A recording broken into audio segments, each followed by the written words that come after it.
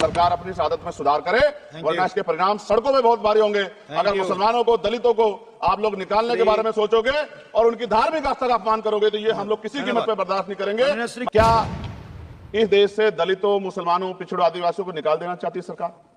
जिस तरह से उनके अधिकारों को दूसरे धर्म के धार्मिक आयोजनों पर अभी कुंभ में 7,500 करोड़ रुपए खर्च किया आपने। आप रविदास जयंती पे कितना खर्च करेंगे? आप 14 अप्रैल को डॉक्टर बाबा साहब अम्बेडकर जिनकी जय जयकार होती है, उन पे कितना? एक बड़े किसान है दल्लेवाल जी, 69 दिन से सर जीवन और मौत के बीच आमरण अनशन पे है। मैं जातिगत जनगणना से शुरुआत करूंगा, जिसकी देश को जरूरत है, क्योंकि जनगणना होगी तो आंकड़े आएंगे तो जो बजट दिया जा रहा है वो सही तरह से लोगों तक पहुंच पाएगा, उस बजट का लोगों को फायदा होगा।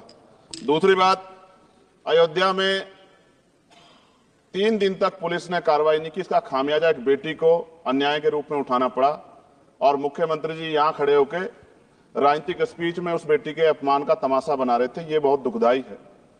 साथ साथ कुंभ में जिनकी जान गई उनको मैं श्रद्धांजलि देता हूं और मुख्यमंत्री जी को आपके माध्यम से कहता हूं कि वो सूची दे दे तो मुआवजा सब लोगों तक पहुंच जाए। बहुत अच्छी बात है। एक आईना सर मुझे दिखाना है देश भर की सरकारों को। यही बागपत के एक बच्चे ने न्याय नहीं मिला सर, आत्महत्या कर ली पार्लियामेंट के सामने, जितेंद्र ने। परभनी में बाबा साहब अम्बेडकर की स्टैचू तोड़ी गई सर, वहां सोमनाथ सूर्यवंशी को पुलिस ने मार दिया सर। यहाँ पंजाब में सर, अमृतसर में बाबा साहब अम्बेडकर की प्रतिमा पे किस तरह का अपमान किया गया। गोरखपुर में 2 दलित बच्चों की हत्या हुई सर। सूरत में एक दलित बच्ची को फीस ना चुका करने के कारण अपमानित किया गया, उसने सुसाइड कर लिया सर। झुंझुनू में राजस्थान में एक बच्चे की पिटाई की गई मटकी छूने पे सर दोबारा। कठुआ जम्मू में सर एक नाबालिग बच्ची का सामूहिक बलात्कार किया गया सर। साथ साथ सहारनपुर में भूमाफियाओं ने शमशान की भूमि को देवबंद में सर जबरन कब्जा करने की कोशिश की, गोलीबारी की सर। आजमगढ़ में सूरज की हत्या सर हो गई है और पुलिस बचाने काम करे अपराधियों को। सर SC ST को पहले जमीन मिलती थी पट्टों के रूप में, कई सरकार ने दी।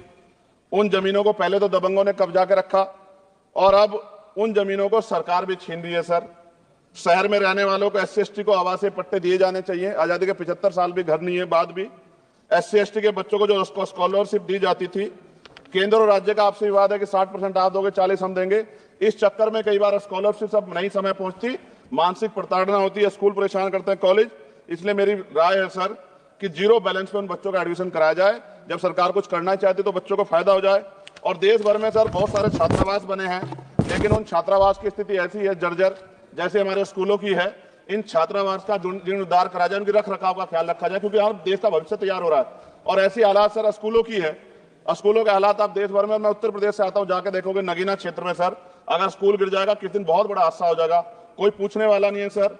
बात OBC समुदाय की जाए सर, OBC समुदाय को वक्त आ गया है कि विधानसभा लोकसभा में आरक्षण जो है सर मिलना चाहिए, जो उनकी पर्याप्त संख्या यहाँ लोकसभा में और सभी स्टेटों की विधानसभा में आ पाए, जो सामाजिक समानता की दिशा में जरूरी कदम है।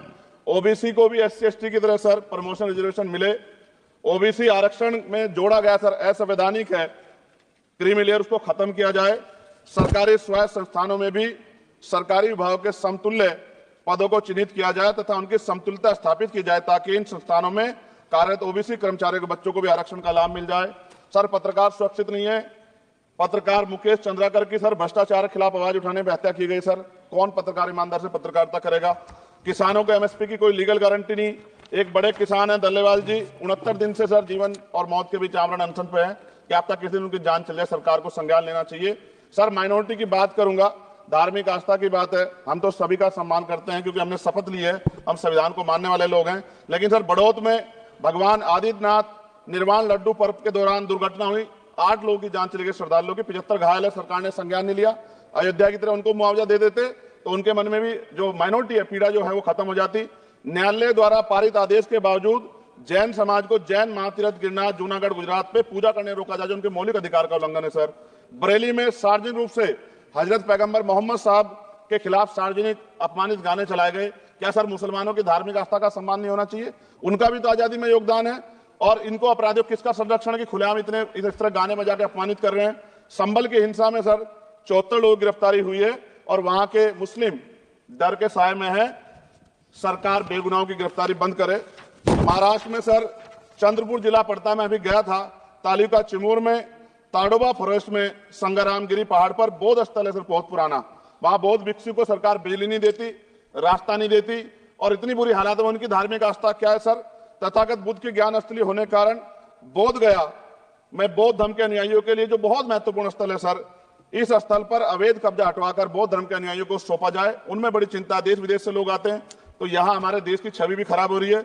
और अभी 12 फरवरी को सदगुरु रविदास जी महाराज की जयंती है और 14 अप्रैल को बाबा साहब अम्बेडकर की, 11 अप्रैल को राष्ट्रपिता ज्योतिबा फुले। इनको मानने वाले लोग नए कार्यक्रम करना चाहते हैं। अभी जिस विचार की सरकार है सर, वो तो कोई कार्यक्रम कर लें, लेकिन अगर ये कार्यक्रम करना चाहते हैं तो इनको कोई छूट नहीं है और नई परमिशन नहीं मिल रही। खत्म करूंगा सर, अंत में थोड़ा सा और रह गया सर, इसको खत्म करूंगा। लेकिन सर मैं जानना चाहता हूं, क्या सरकारी पैसे पे एक ही धर्म का अधिकार है?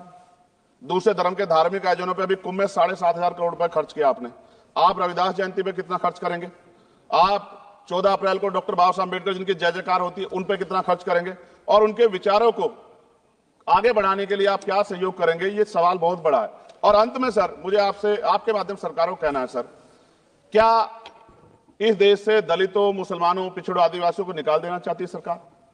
जिस तरह से उनके अधिकारों को, स्कॉलरशिप को, उनकी पढ़ाई को, हेल्थ सिस्टम में कोई पैसा नहीं खर्च हो रहा है, क्या उनको निकाल के इस देश को ऐसा देश बनाना चाहते हैं जहां कुछ ही धर्म के लोग रहेंगे? सर मैं ये कहना चाहता हूं, देश सबका है, और अगर सरकार ये तय करके बैठ गई कि वो दलितों, मुसलमानों को, पिछड़ों को, आदिवासियों को निकाल देगी, तो सर ये संभव नहीं। इतनी बड़ी आबादी है, हम अम्बेडकरवादी लोग उनके पक्ष में खड़े हैं, क्योंकि हमने शपथ ली है कि हम हर व्यक्ति का संरक्षण करेंगे।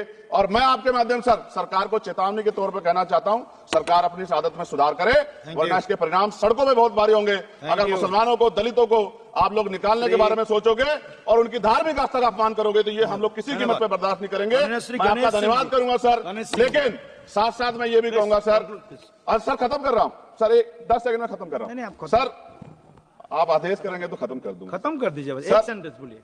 10 सेकंड में खत्म कर दूं सर, एक सेंटेंस में 10 सेकंड ही आएगा, बोलिए सर। मैं बस ये कहना चाहता हूं कि सरकार सभी का ध्यान रखे और उनमें भी गरीबों का ज्यादा ध्यान रखे, क्योंकि सर अभी जेब कटाई हुई 2800 रुपए का टिकट है सर, इलाहाबाद का 56,000 रुपए का था सर। मैंने मंत्री जी से कहा, तब जाकर उन्होंने संज्ञान लिया, तब आधे रेट हुए। इसलिए कह रहा हूं, धर्म के नाम पे धंधा और लूट नहीं होनी चाहिए सर, इसकी जिम्मेदारी सरकार की। धन्यवाद सर।